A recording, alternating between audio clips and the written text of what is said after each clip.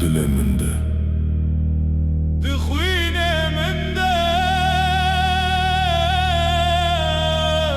Em hatin,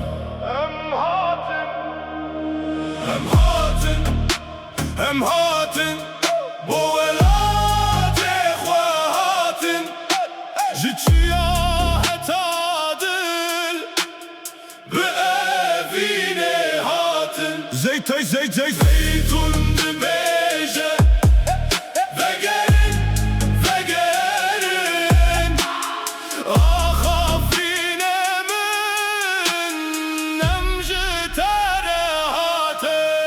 Rêya şikestî lêm neketin, li bera girê jiyanê re westin. Dengê zarok li çiya bilind, her roj bang dike em ê vegerin. Şev dirêj bû lê agir ve mirî nabe, navê welat di dilan de dimîne. Em bibirîn, em bihêvî li ser vereyê dîsa dimeşin. Deng bilinde ev axdiya xive, dil dişewite li hêzê de dibe.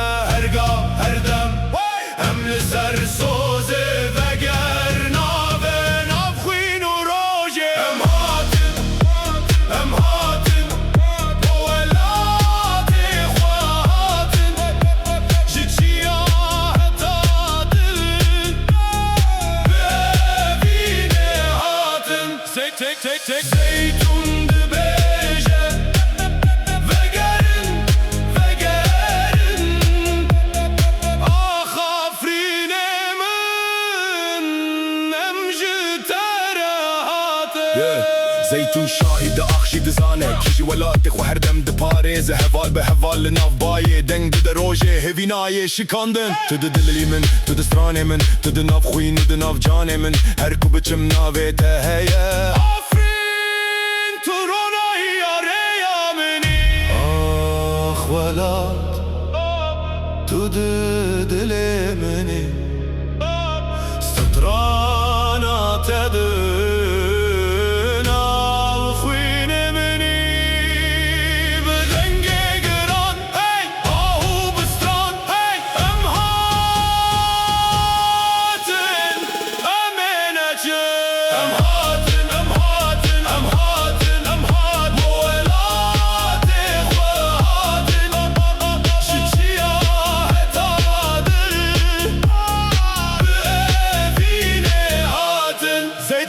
Zeyt